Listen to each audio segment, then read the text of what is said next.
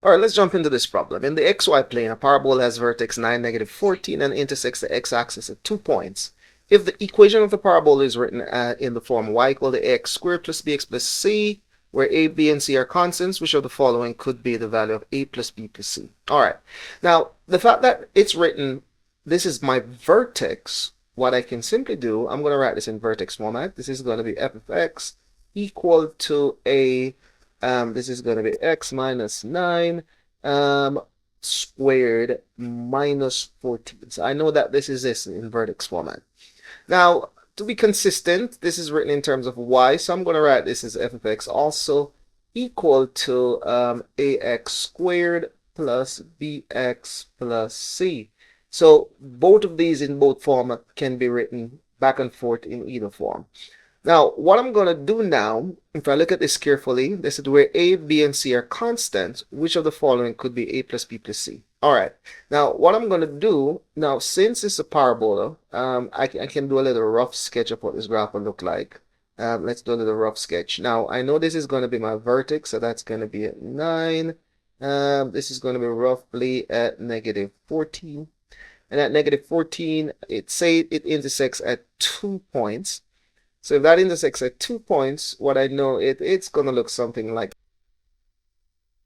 and this point is going to be roughly, that's 9, negative 14. Okay, so I know that much. So if I know that much, this is kind of implying that it's opening up. So a must be greater than 0. So that's super important now. So what I'm going to do, I'm going to try to create a condition now where I can exclude some of these. So let's see if we can do that. Now, the fact that this is a parabola, I know that the domain is going to be from negative infinity to positive infinity.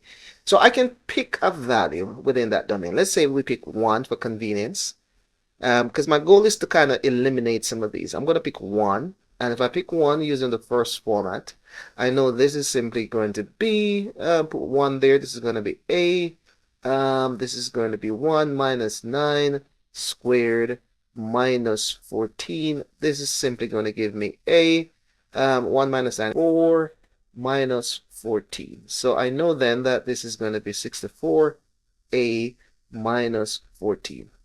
So I got that much. Now let's switch up my colors a little bit. Now I also know that using the second format right there, if I use this and plug in for 1, I also know that this is going to be equal to a plus b plus c.